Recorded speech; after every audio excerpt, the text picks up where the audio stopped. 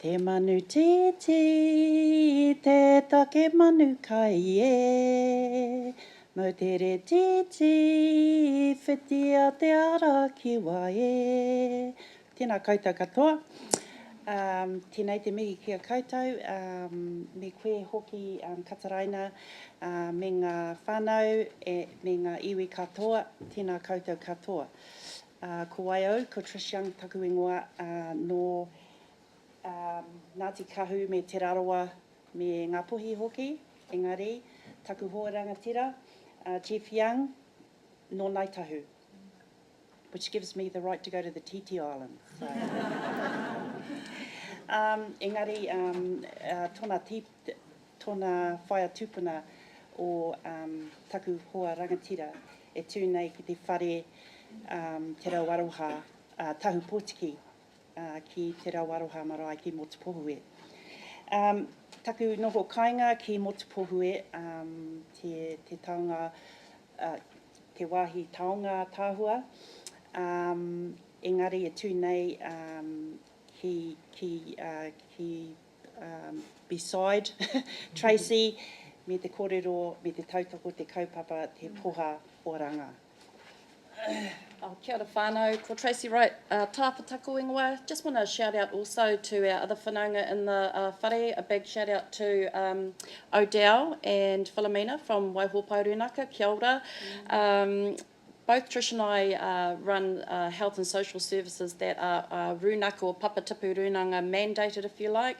So my ties as kaitahu, ka te māmoe waitaha, te Aotearoa for that matter as well, take me into Oraka, Aparima Runaka and Moiraki.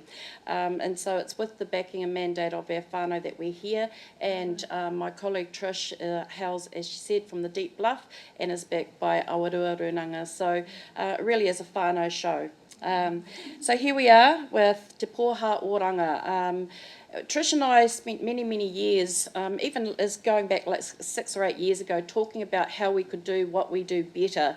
We're quintessential, if you like, health and social services, kaupapa mandated. Ngā Kiti Mātauranga Pounamu, the agency that I manage from inception actually, has 50 staff, 96% of those staff are Māori. We like to think that we engage Māori ways of doing business, but it has always been whānau centred. So when Whānau Ora became what we thought the flavour of the day, we went, so what? Isn't that how we work? But the more and more we talked, the more that we understood we would have to transform ourselves. So that's a little bit about what we're here to talk about today. And I guess in terms of the reason why we're part of this panel and around the research that was done prior to us getting to this point of using the poha as our model, both Tracey and I, we sort of could see probably 8 years ago that there would come a day that we would come to this point. We were 2 Māori providers, and back in 2000, 2001, there was just 2 Māori providers down in Murihiku. Awarua had already established itself, and then Tracey developed Ngā Kite. So we got along beside each other and sort of had conversations with whānau as well. Whānau was saying to us, we need a place where we could have a one-stop shop where we're not going over to Ngā Kite for this and over to Awarua for that. How could we do that?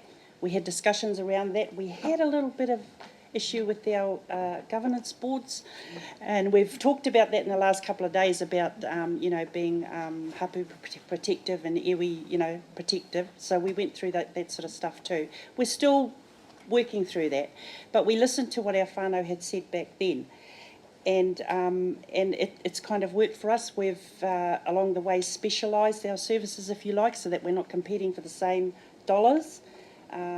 Tracey's service, she can tell you what her core mahi is. For us, it's social. We've got quite a strong social service arm, but the services that we do have in common, which is the health services, are we have a community nursing initiative that's happening between both of us. So when we got together and started talking about, over a kai, as you do, which is awesome because I love that, that's where all the ideas tend to flow and all the barriers sort of start to fall away. We started to think about what is our unique point of difference, and when we thought about it, we thought collectively we would have a workforce of some 80 plus kaimahi. Collectively, when we thought about our unique point of difference around, we're quite a clinical-based agency. As Trish said, they're quite a strong social one. So we thought about the leverage and the synergy that we could create in working together. We thought about the environment that we worked in. I know it takes a while to get around Wellington, but in the deep, deep south, we might drive a 5-hour round trip to meet the needs of one or many, because we cover the southern area, western south, and right up into the Wakatipu. So we looked at all those sorts of elements, and when we went out talking with our whānau, we started hearing these stories, and they started shaping our thinking in terms of what we could be offering together as a service. So still those questions pop up, what are the strengths and expertise that we bring together? And all of a sudden we had a bit of a eureka moment. And that was when we understood that, we were saying, well, if we get together as an alliance, what will our model look like? And, we had kaumātua saying, take us with you on this journey. We had rangatahi saying, look, we just want mum and dad to have a good job. We thought this has to be practical. It has to reflect our standing place. What does it look like? And someone said, I look forward to going to the TT Island because that's when we as a whānau get together. We've all got a job, we have fun together, we work together, we might row together, but we stay together. And we thought, eureka, actually our whānau and a whānau-centred service delivery are the poha. And so who will fill the poha? Mā wai, he whakaki te poha, māku, mā tātou katoa. So I will fill the poha, you will, but we will all do it together. So from that little simple exchange we had with our kaumātua around a cup of tea one day and over a kai, we started developing the framework of our model, Te Poha Oranga. So we had to look back, as you tend to do, and see the footsteps that came before us. And we, at each stage of the way of our research, we were trying to find what were the critical learnings. And obviously, our whānau, our ancestors, they went to the TT Island and they had to traverse rough seas, terrible weather at time, in order to bring back the kai to sustain the whānau. And that made us think about those whakapapa connections and those things that we celebrate in terms of our identity. We also know that when the whānau came back and they had a good season, that the whānau were well fed and were sustaining. So we started to learn about not forgetting about those crucial messages of the past. In terms of using the poha as a whānau, as a model of working with whānau, it's yes, the poha is part of it, but it's the philosophy of whānau when it comes to going to the island, while you're on the island, and when you come back. There is a tikanga attached to it. Of course, you have to have whakapapa to get there. If you don't have whakapapa, then you can't go. And every person in the whānau has a role, and for it to all to come together, everybody has to be part of it. So it's that philosophy that we're going to be progressing into the future as we continue on our journey. And of course, with the poha, in the next slide, we'll show you how the poha is actually made up and how we relate that to working with the whānau. Although the poha process is not something that all birders do, there's only one whānau in Bluff that does it, and he does it, his children do it, his mokopuna do it, so it's been passed down through all the generations. And at one, on our island, we have 4 generations that go at one time. You will know of the tragedies that we've had, in terms of losing whānau on boats. And our whanaunga in the North Island say, how on earth can you put all your mokopunas and everybody on that boat? But that's just the way it happens. I mean, it's a lifestyle, it's an ancient practice. That's the other thing. I was sitting beside Tāneihana this morning, and he looked at our presentation and he said, answer that question. What's our unique difference? He said, answer that question. And for me, the answer is that we are using the philosophy of the most ancient, oldest mahinga kai practice in Aotearoa. We've been given the 5-minute rule there. Oh. So we're developing our model, and we're adding in layers as we go along. And so once you're on the island, there's that whole practice of everybody having a role and responsibilities. Do you have a key story you want? But one of the key learnings that I just want to slip in there is that our whānau give us this message, is that we do it together as a whānau. Our strength is in doing these activities as a whānau. The old, the kaumātua up the top there in the middle, he's making what he calls floaters. We call them fried bread. But, you know, even the hinu off the titi, you can make your floaters, as he calls them, off the, you know, out of the hinu. Well, he actually, when my boys first started to go, they were like 3 and 5, and he taught them how to bite the head, because, you know, some birders, that's how they kill them. So he taught them how to bite the head, and they still do that even as adults. You know, they've just retained that practice from what he taught them. So you don't do anything in our neck of the woods unless you've got kaumātua sign-off and approval. And so, once again, we sat down with wider groups of our whānau, and there's a lot of wahine toa down south. And so we sat down with our aunties and we had a kōrero about what was meaningful for them. And again, we were adding in elements to our model, which is one of the next slides coming up. So very clearly they were saying, take us on this journey with you. Be aware of our strengths, our skills, our expertise, the things that we can bring to you as service providers when you're working alongside and walking alongside whānau. And don't forget that it's got to be whānau are the centre of the model. And so this is the model in its infancy. I mean, it's a process of evolution. But just for an example, when we think about whānau, we can think about some of the elements that go into making up the poha. And over here you'll see that harakeke is, you know, they weave the basket so the poha can sit into that, and it's got lots of padding at the bottom, because the only way to get the poha off the island is to throw them from the island into the boats. And so we know, if we look about that in terms of our work, in terms of what are the essential elements, we can say that harakeke for us is about unity. It binds things together. It's about whānau. It takes someone to collect the harakeke, to weave the harakeke. So it's about being flexible and nimble as providers on our feet and working with whānau. It's about being resourceful.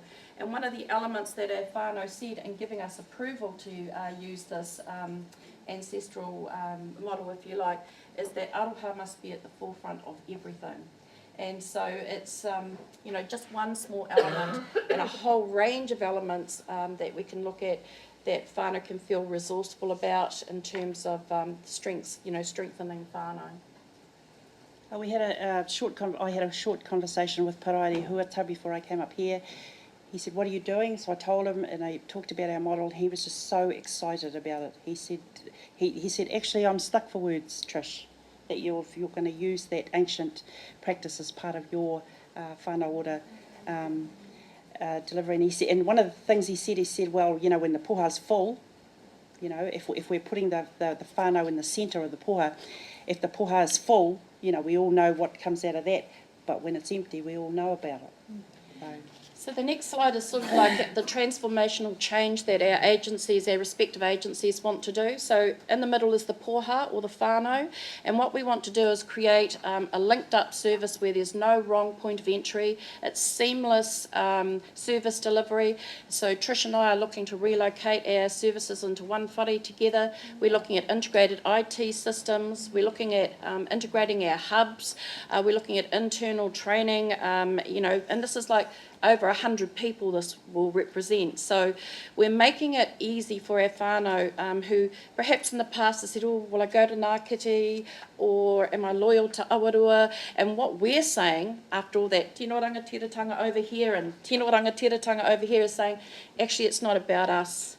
Even though we've worked bloody hard to build and create these services with a lot of other people's help, it is at the end of the day, it's got to be about our whānau. So that is, you know, what we want to be able to provide is a menu of wraparound service delivery to our whānau to make it seamless, to make it easy, to hook it up and link it up. And then we can turn the poha into any kind of language we want as a framework. So, you know, the poha is all about autonomy. It's all about being resourceful. It's all about supporting family to make their own decisions. And we are simply the conduit or the facilitators to help whānau get there. we took a little bit of time in our research to reflect our Pōha model against other models like whāriki approaches and so on, and we came up with the same things, that we can talk our own and articulate our own language about our own model in our own standing place in our own backyard, and it stacks up. So, it's about weaving wellness, and we often say now the Poha Oranga for us in the Deep South is the DNA of well-being, of weaving well-being. So we've got more work to go, and I'm just going to wrap it up there. What we're now thinking about for 2013 is how do we bring our staff up to speed. Our staff individually and collectively have worked long and hard to get to the qualifications and experiences and skills that they've got. In some ways, Trish and I are now setting about deconstructing that and looking at how we can build our workforce to work in a different way. A way that some of this morning's guest speakers or presenters with their pathway approaches have brought to our attention, which was really innovative and inspiring. Engari, kamatu kia maua. I just finally wanted to acknowledge the stories that we heard from the whānaus this morning. They were true, they were pono, they were tika, and a couple of the comments that were made that providers weren't there for us, and this whānau, the kipa whānau who did it themselves, so that shows too that we don't always have to be there, but there are those whānau that we know that we don't get to, and we're going to try our best to do something about that. So, nō reira, tēnā koutou, tēnā koutou, tēnā koutou katoa.